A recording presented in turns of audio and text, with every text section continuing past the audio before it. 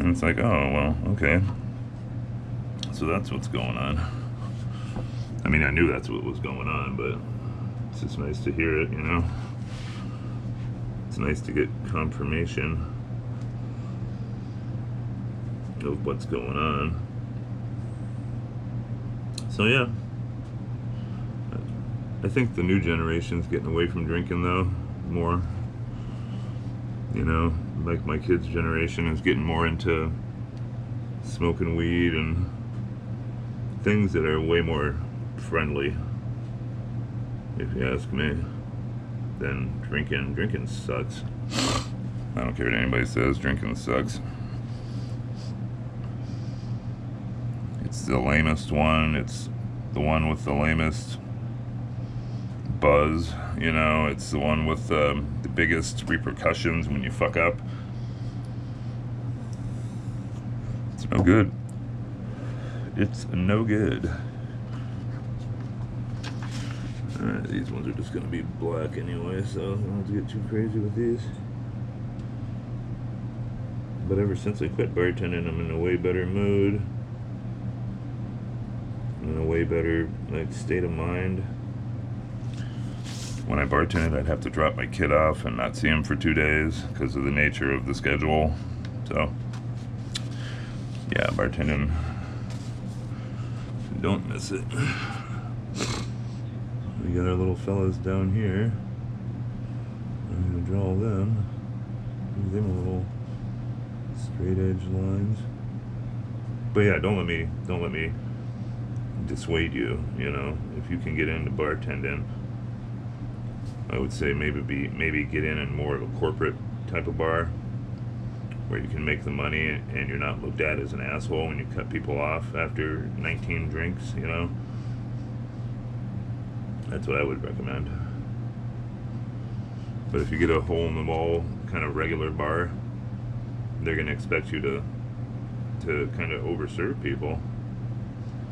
They're going to expect you to do that, but they're also going to expect you to take the hit. You know, when somebody gets hurt or crashes or something, you know, they're going to expect you to take that hit. So you got to ask yourself, do you want that or not? That's all.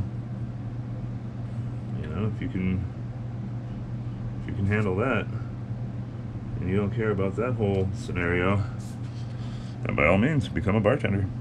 Money is great, or can be great. But if you don't like that possibility of, you know, getting in trouble when, you know, somebody, and it will happen at some point, somebody will crash. It's just a matter of time, or get hurt, or crash into somebody else. And, you know, the kind of legal system we have is more concerned with blame than with prevention.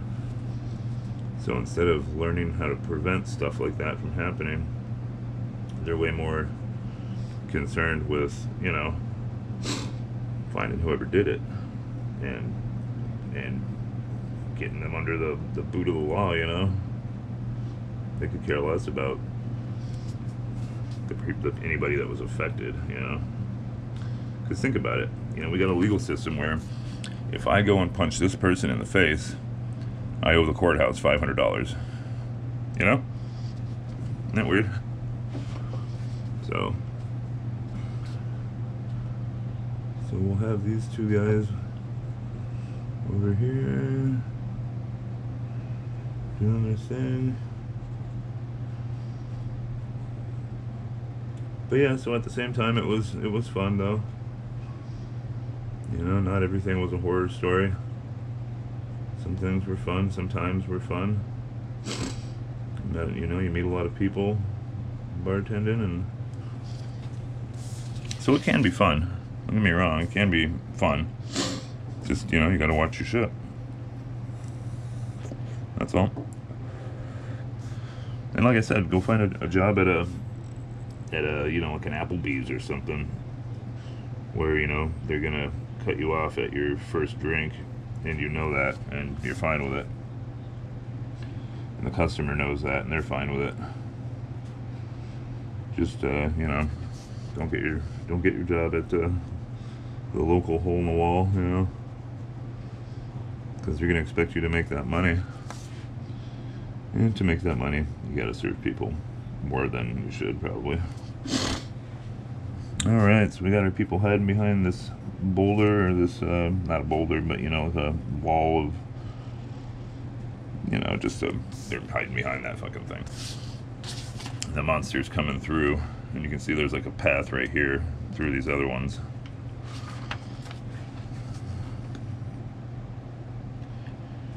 Yeah, but I also feel like, as a bartender, you have a cap. You know, you have a cap of years. Like, I did it for almost 20 years. I did it from when I was 21, or 20, sorry, like right before I turned 21, until I was like, you know, 2 years ago, so until I was 41. So that was 20 years that I did that shit at like 5 different bars over 20 years. And, yeah, it gets old sometimes. And it's a young person's game, you know, staying up late every night and fucking dealing with drunk people and their bullshit. Because believe me, drunk people have bullshit. You know, they have stories they've told you 100 times, and it just gets old. You know, it takes some thicker skin to work at one of those kind of places sometimes. And if you're a female, get ready. You know, get ready to be harassed, pretty much. Because old, creepy men are going to harass you. And they're going to, you know, they're going to expect you to like it. I hate to say it like that, but that's kind of the truth. They're going to expect you to like it, you know? And, yeah, so if you're willing to compromise a little bit of your integrity as a female, then you can make a lot of money at a hole-in-wall bar full of greasy old men who drool over you constantly. I mean, like I said, that's whatever you think. Whatever you think can be done there, you know, if you can do it. Because I've seen girls and young ladies who didn't know how to spell their own name make a ton of fucking money just working at hole-in-the-wall bars. For greasy old men come by and perv on them all night. It's fucking gross. You know, it's gross, really. Thank God. You know, I would have to deal with some, you know, rowdy females once in a while, but for the most part, they'd behave. Sometimes they wouldn't. You get some bachelor parties sometimes that are a little unruly, but you know, you learn how to take it.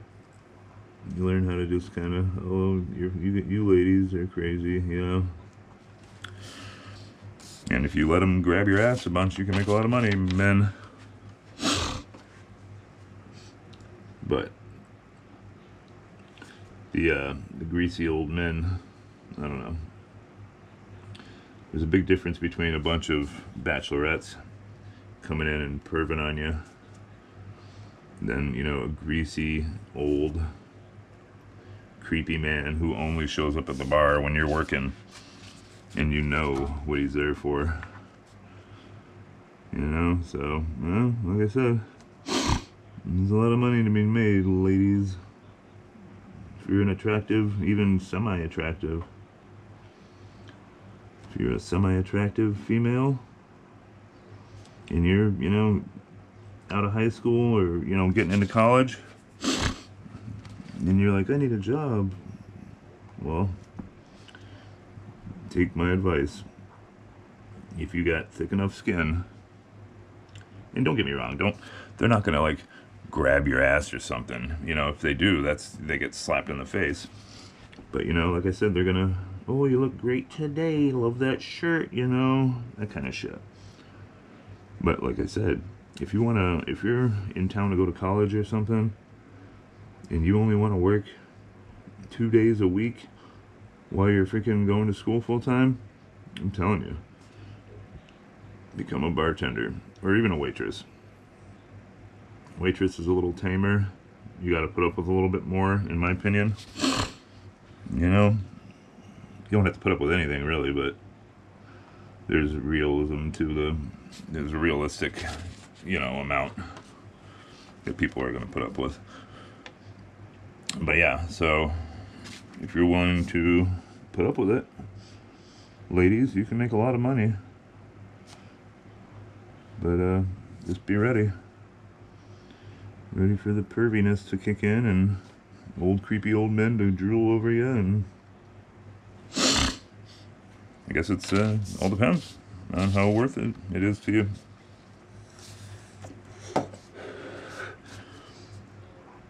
I would much rather do this to try to make something happen with my art and you know, my graphic novels that I'm working on. Those won't be done until next spring, which is why I'm doing the YouTube stuff. Trying to get into Kick as well, figure out how that works. I just got OBS on my computer, and I'm an old fart who never was very good at the computers. I'm not saying that as an excuse, like, I will learn how to use that OBS. And I will get proficient at it. For what I'm trying to do, there's not a whole lot that I need to learn. I've already learned it, actually. I just got to learn a couple other things, so I'm not trying to do anything too crazy. I'm just trying to have it so that while I'm on stream, I got one camera right here looking at this image that I'm drawing. You know, like if this thing was the screen, you know, this part would be what I'm drawing constantly, looking from the camera. Then I'd have my webcam right here so you can see my face and stuff, and then I'd have my stream right here, and then my YouTube and coffee information down here. Excuse me. And I've already learned how to do all that, so I just got to learn how to, you know, get the audio stuff going. It's a work in progress. And I've never really been super good with computers. So it's, I'm learning. I'm not going to let it I'm not going to let it not let me do it. You know, because I'm pretty benign with computers, it's easy to, not going to say easy, but I don't have a bunch of other stuff clouding my brain while I'm trying to learn this shit. You know, I just look up a tutorial and start going. And that's what I've been doing. Go from there. And yeah, it'll take me a little bit of time, but I would imagine in the next few months I'll know enough to be able to start streaming. In the next month, probably, I would imagine. And then from there, I'll start live streaming on YouTube as well. And we'll just talk about whatever on my channels. You know, whatever topic people want to talk about, really. I mean, I'll cover all sorts of stuff. Internet drama, even though it's just fluff bullshit. You know, all sorts of shit. Whatever the chat wants to talk about, really, I guess. And, I don't want to, you know, you got to be careful with that internet drama stuff. Piss off the wrong people and they'll start doxing your channel and that kind of crap, you know. That's the last thing I need, is to do a bunch of work just to get, I don't give a shit if I get doxed, honestly. I live in a small town, so I'm not really too worried about that part of it. If somebody ever tried swatting me, the cops, I know the cops, they would just call me up and be like, "Avery, what's going on?" So that dimension of it, nothing would ever happen. At least I think so. I mean, our nearest SWAT team is like 200 miles away, so cops would just come and knock on my door and be like, "What's going on, man?" "No, nothing. I guess I'm getting swatted by some douchebag." "Oh, okay, whatever." And that's about how it would go. So, let me see what we got going here. We got these little guys down here. And they look scared. They're like, "Oh my god, we're gonna die." the internet drama stuff it's fun to a degree to, laugh about some people's bullshit. Because there's plenty of people I don't like online. I'm not a big fan of Hassan Piker or any of those fucking people. And not because he's a liberal, because he's just an asshole. So, So I guess it will be kind of easy to get into the internet drama. Because I guess that's all it really is not liking people and just talking smack about them. You just got to be careful how you say stuff. That's all. You can't make any direct allegations, and you got to say allegedly. And so I probably won't get into the internet drama stuff too much. I'd much rather have a channel where I'm talking about, pop culture and new and old pop culture and, some current events, depending on how politically charged they are. Yeah, I'm not opposed to talking about stuff like that. But I come from a day and age where you could have differing opinions to people and still be able to talk with them, And that whole art is fallen kind of by the wayside in the last few years. Now people are just kind of crazy, it seems like. If you agree with people, or if you disagree with people, they want you dead. So like I said, it'll be a work in progress on how I deal with shit, who I go after, who I talk about.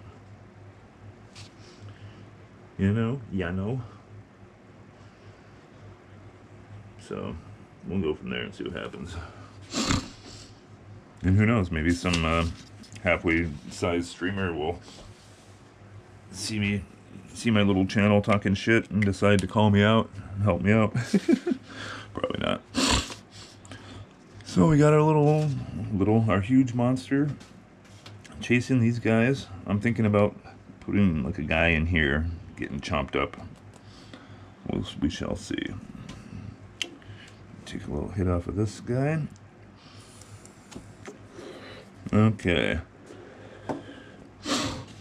what are we going to do on next here? How about